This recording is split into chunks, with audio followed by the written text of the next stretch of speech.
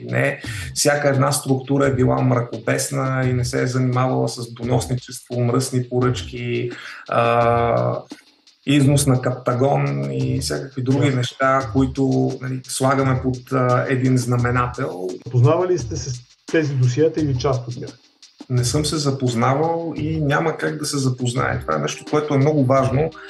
Законът не ми позволява да дам достъп, докато има други живи наследници, тъй като това трябва да се случи и с тяхно съгласие. Единствените, които имат достъп до тези документи, освен господин Методи Андреев, който свободно разполага с тяхното съдържание и знае неща, които аз не знам за собственото ми семейство, единствените, които имат достъп, са моите родители. Тези, с извинение, ченгиджийски номера, да се използват баби, дядовци и всякакви такива, за да се очернва образа на някой, нямат даже и шанс. Това ми звучи като по време на комунизма, знаете, как винаги, зависимост от коя рода си, ти слагаха стигма. Каква е разликата между научно-техническо разузнаване, между външно-политическо и какво правят наистина мракобесните структури, като шесто, кой е организирал палежи на партийния дом, кой е изнесъл досиетата. Това са едни други хора, които много често са тези, които организират точно тези активни мероприятия в днешно време.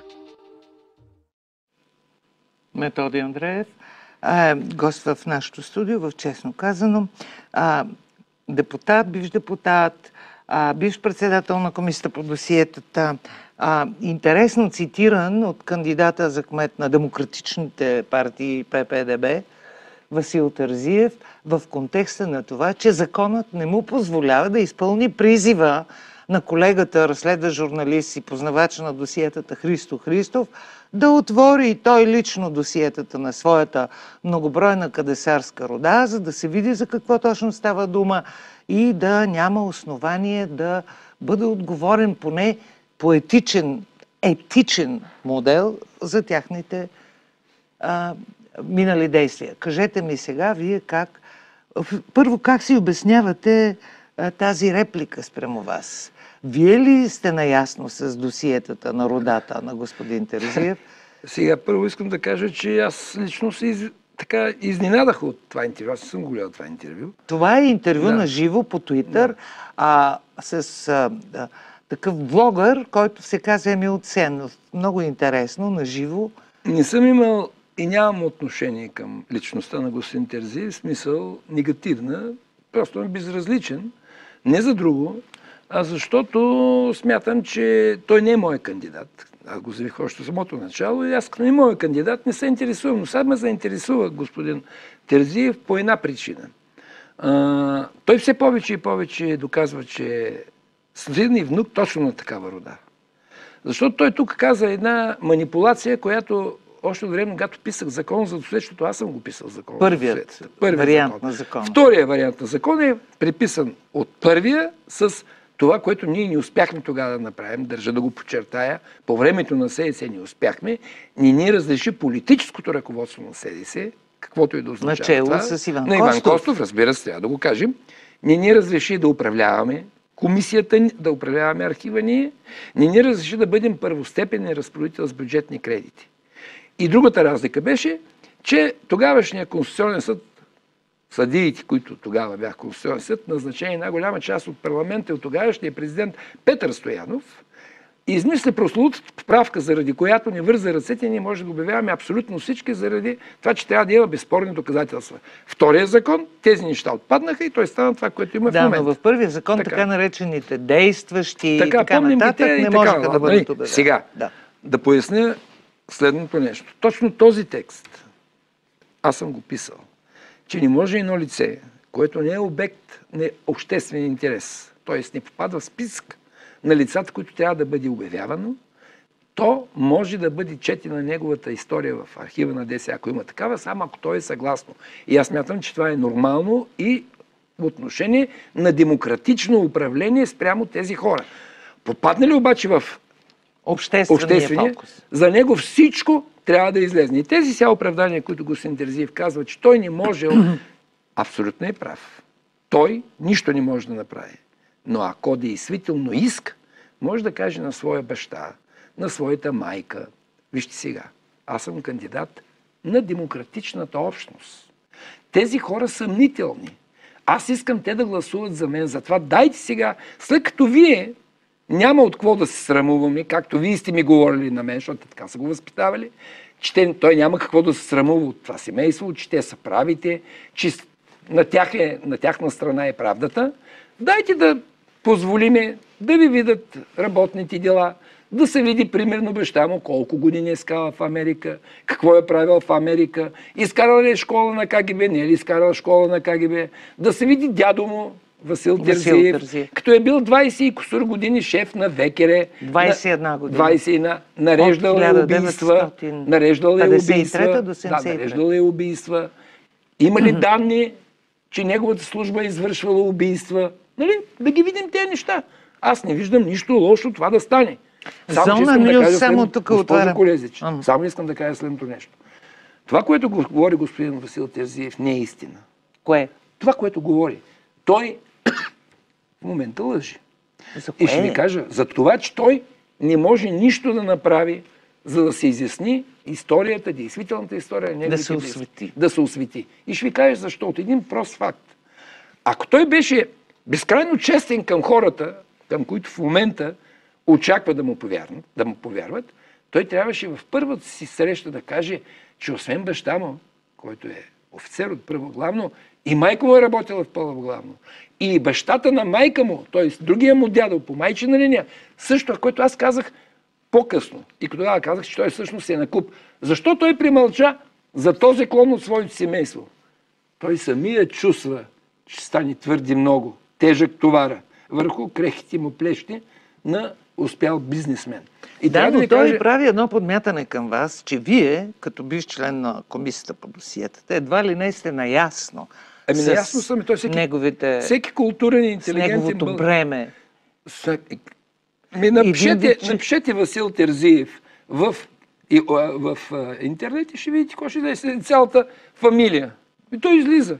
Напишете да видите. Зона Нюз публикува завчера освен снимка, много рядко нещо, нали, на господин Терзиев, и това, че той е писал мемуари. И че в тези мемуари, като шеф на ВКР, освен, че е благодарил на съветските другари, които са били вътре, нали, и че са имали всички сигнали, досиета и прочее, за онези младежи, които са пресичали границата и че те, нали ви е ясно какво означава? Мерките спрямо тях. Знам. И тук ми се изправиха на Нали ви е ясно, че дядото това е документ. Ами аз това казвам, нека да се разсекрете, да видим. Той нареждал ли убийства? Дядото на Васил Терзиев. Да видим. Нареждал ли убийства? Въпросът е, защо Кирил Петков, радетелят за промяна преди 2 години, по време на протестите 20-та година, който казваше, че от нищо не го е страх, сега твърди, че този опит за етична ревизия на миналото на родата на господин Терзиев е ченгиджийски номер. Преди да говоря на въпрос, искам само да кажа нещо, което господин Терзиев прокара като теза. Тая теза съм слушал 30 и кусур години от такива светли личности на прехода, като Димитър Иванов, като Цвятко Цветков. Александър Лилов. Доброто и лошото. Добрата и лошата държавна сигурност. Да. Аз съм бил шеф на комисията по досиетата и аз не мога да кажа кой офицер от държавна сигурност, агент е бил добър или лош, защото съм чел указ 374 на Държавния съвет, който казва от 74-та година, който казва една проста, много проста истина. Ръководител на органите на държавна сигурност е първият секретар на ЦК на БКП, което означава, госпожо Колезич, че държавна сигурност е без да разделим първо, второ, трето, четвърто и така нататък отделения. Цялата служба ДС е била политическата полиция на първия секретар на ЦК на БКП и на БКП. И след като на КГБ? Това е вече... Знаете връзката с братската КГБ, знаем и как, когато идва Андропов, Тодоров казал, че вече самия Димитър Стоянов тогава казва, вече ние сме част от вашата служба и така нататък. Но искам да кажа следното нещо, че в този смисъл не може да кажем и те от често само са лоши, по-от първо са добри. Аз тогава не му кажа на господин Терзиев, кой уби Георги Марков? Кой убе Георги Марков? Кой изпълняваше остри мероприятия в страните от Западна Европа? Добрите. Първо. Първо. Ами Чичо му, Павел Терзиев, той мракобесник ли е? Защото той каза, че шесто е мракобесно. Чичо му е шестак. Павел Терзиев, виден между другото, активен участник във връщането на царя. Да, той е бил един Така, даже не много оповестените. Даже се чува, че той е човек, който осигурил юридическото лоби на парламентарната група на НДСВ. Така. По линия на вербовките. Така. Нали, сега, това добро и лошо е абсолютна глупост. Няма добро и лошо. В България има закон, макар и без последствия, но той е морален закон. Ние сме осъдили времето на комунизма като престъпно, а комунистическа партия като престъпна партия. Следователно, нейната политическа полиция, държавна сигурност, не първо, второ, трето, пето и не знам си кое, цялата държавна сигурност, която е осигурявала комфорта на тая престъпна организация БКП, също са престъпници. По силата на този закон. Но самата номинация на господин Терзиев го поставя поставя в изключително тежка лична позиция. Разбира се, че го поставя. Защото... Той непрекъснато трябва да се чувства като Павлик Морозов. Ами, нали, Павлик Морозов е момчето, което накиснало баща си пред сталинистите, защото бил ковак. Ето накисна Чичо си. Каза, че е мракобесник. Защото Чичо му често. Не, въпросът е, че се тълкува погрешно желанието да се погледне чисто етично на този въпрос. Защото никой не иска да оспори гражданските права на господин Терзиев. Никой не иска да му отнема бизнес, възможностите и шансовете. Просто домогването да власт поставя тези въпроси на дневен ред. Не е възможно да бъдат отминати. А от друга страна дава аргументи на хора като Тома Биков, като Делян Добрев, да твърдят, че това е номенклатурата. Той е представител на номенклатурата на комунистическата БКП, сякаш те не са представители на номенклатурата на ГЕРБ, горе-долу изградена по същия модел. Да ви кажа как разсъждавам. Разсъждавам. Сега вярно, че господин Терзиев малко поедоса. Защото аз не съм казал против него нищо. Сега той с ирония твърди, че аз знам всичко. Не знам всичко. Значи аз знам за това, което пише в интернет. Аз нито съм ходил, нито съм чел. Това може лесно да се види. Даже когато съм бил шеф на комисията, аз не съм въобще знал за неговото семейство нищо, тъй като те не са заемали публични длъжности. Как да е? Това е само го казвам. Тогава. Но тогава, да. Но искам да кажа следното малко нещо. сте знаели да ви кажа. Да. И да ви кажа, тук исках да го повторя това. Прекъсвам ви, запомнете си. Отварям скоба. Този закон, който вие сте писали, първият вариант на закона, и този, който в момента действа, има един тежък дефект, че вътре се осветяват имената на вербуваните хора. Някои от тях са вербувани на сила, под заплаха или от кариеристични съображения. Все едно, но на сила. Всичко е било заради репресивната машина. Но вербовчиците, бащите, дедовците, векеретата, шефовете, големите кадровици, никой за тях нищо не знае. Ами ще ви кажа, защото това не е кусур на закона. Напротив, закона осветява всички. Проблемът е на българската журналистика. Айде пак не е виновни. Да, това е факт. Никой не е тръгнал да разследва, примерно, примерно да кажем сега, Телелик. Вие знаете ли какви са бащите на съдружниците на Телелик? Тук вече знаем за... Това е компанията, която е основана от господин Терзиев и има 4 съдружника. Общо 4 съдружника. Вие знаете ли сега, примерно, ме е интересно. Той казва, че в Телерик няма ДС. Склонен съм да му вярвам, само че как да му вярвам, ако се окаже, че бащите, например, 3 от тези 4 съдружници, примерно да кажем, са били офицери. Господин Андреев. Моля? Не сте прав, аз ви говоря за дефектите на закона. Последния вариант... Аз казвам сега, защо? С удоволствие той беше приет от Сергей Станишев и Румен Петков, защото отрепа и компрометира, освен че бяха прочистени досиетата от същите тия хора, от тази стара номенклатура, компрометира до голяма степен хората с картончета, с унищожени досиета. Но всичките, играчите, кадровите офицери, вербовчиците... Сега, примерно... Как аз да ида в комисията по досиетата? Ето, примерно, сега казвате, примерно, Зона Нюс. Искам да отида... Ето, чакайте, аз да отида и да видя досието на дядото на господин Терзиев. Ето фактор, примерно. Там писах. Тези хора са отишли, поинтересували се, да видят тая фирма Keep Cop Trading, когато е тръгнала на Телерик. Какви хора това има е там? сайта Фактор. Така, там се установява, че една част от съдружниците са били обявени от комисията по досиета. Това се казва изследователска задача. Значи, това са били офицери от научно-техническото разузнаване. Сега искам да питам, офицерите от научно-техническото разузнаване добрите ли са или са от лошите? Аз пък мога да ви кажа, че най-големите сметки на загранични дружества са били управлявани именно от офицери на научно-техническото разузнаване. Къде са тези сметки? Тези пари не влязат в държавата. Сега те от добрите ли са, от лошите ли са? Аз това казвам. Няма добри, няма лоши. Другото, което искам да подчертая. Господин Васил Терзиев, аз вярвам, че той е демократ. И ще ви кажа защо.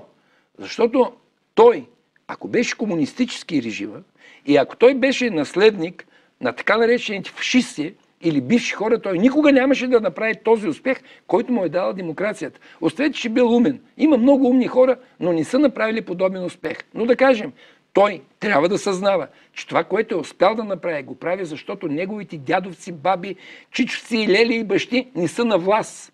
Защото той живее в демократична... Вие искате много. Той не го разбира това.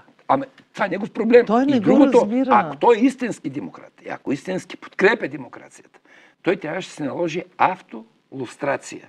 Той трябваше да каже на тези момчета, вижте сега, момчета, аз ще ви плащам кампании, ще ви помагам, аз съм ваш човек. Но не ма карайте. Моето семейство е такова. Ще ви навреда. Ние искаме действително да променим държавата. Неговото излизане обърка тотално хората, които се готвиха да свалят от власт ГЕРБ в София. Това, което те направиха, тези измамници, защото аз казвам, че ДБ, не ПП, ДБ са политически измамници. И аз ще ви кажа защо. Не обвинявам ПП, защото ПП, той ми плащал кампании. Той им бил приятел. Кирчо с него си пил кафето. Спонсор. Така, хубаво, окей, лошо няма. Човека демократ дава. Иначе, ако не беше демокрацията, познайте какво ще да работи Васил Терзиев. Офицер от държавна сигурност. И аз мога да ви кажа в това направление. Примерно, второ главно, икономическо направление. Защото той е завършил менеджмент. Така как да е. И аз питам следното нещо. Къде бяха ДБ? Защо, примерно, за някои областни градове ДБ не са съгласни с кандидатурата на ПП и обратно, и там има двама кандидати, макар и да са малко. А защо в София ДБ изведнъж така припозна Васил Терзиев за свой кандидат? ДБ измамих своите избиратели. Те ги излъгаха, те ги похарчиха по един безпардонен начин. Защото се лансира следната теза, господин Андреев, че хората, софийския избирател, столичния избирател, който продължава да изповядва възгледи, базирани на антикомунистически убеждения, такива и намерения и практика, приличат на телефони с шайби, на старите телефони в епохата на електрониката и компютрите. Защото, ще ви кажа, не сте права. Ама те така твърдят. Липса на морал, госпожо Колезич, ще ви кажа защо. Дайте да видим кои са лидерите на ДБ. Христо Иванов. От тъмно-червено комунистическо семейство. Чакайте сега. Иво Мирчев. Баща му партийен секретар в някаква община. Вие така отричате. Чакайте сега, няма. Ако отричаме тези хора, вижте, тези хора, тази клика, тя окупира, да кажем, демократичната реформистка част от българското общество. И в момента виждате какво прави.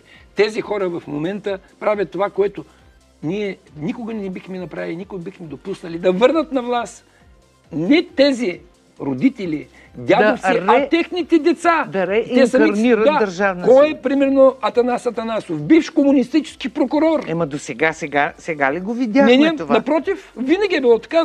Винаги съм го казвал това нещо. Но сега особено след като един Васил Терзиев почна да го говори. Ама вижте, защо я направиха в своя предителни избори? Да кажеш, вижте, нашия електорат ни харесва този човек. Още повече, че Васил Терзиев е бил спряган за кандидат за кмет на БСП. Всъщност, какво е това сега? Джендър политици ли ще предлагаме? Става и за БСП, па става и за ДП, па става и за ПП. Не ви ли звучи това нещо на предварително подготвен план? Този човек ще прави после политическа сила. Политическа кариера ще прави Васил Терзиев. Аз това съм убеден. Той ще иска да стане в един момент министър-председател. Това съм убеден. Това не е някакво такова... След като Кирил Петков поиска и стана министър-председател, а сега казва, че са ченгиджийски номера, не са ченгиджийски опита да се търси етичния му.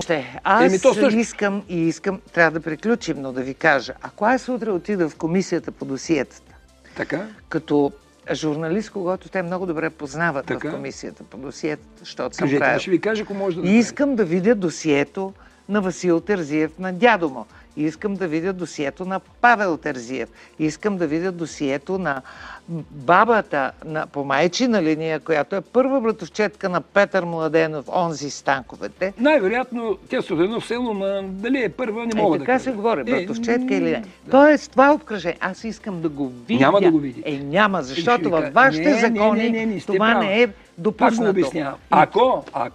Ако Васил Терзиев, не този внук, а дядото, беше станал публична личност, тогава можеш да отидете и да изследвате всичко. Закона третира лицата, вземали... Публична личност до 73-та година. Така, след това е бил шеф на Централна ревизионна комисия. Тя много проста работа.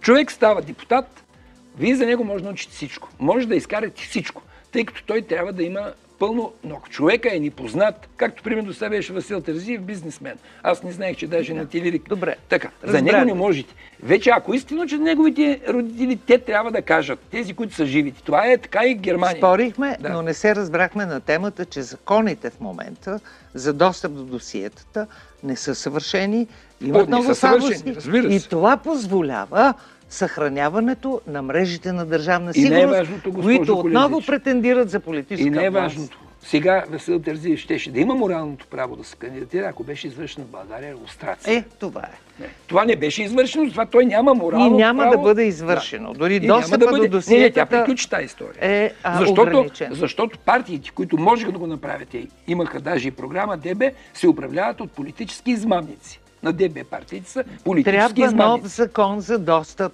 до архивите, до паметта, до премълчаното, да направят нов до закон скритото. Да го направят за Институт на националната памет. Добре.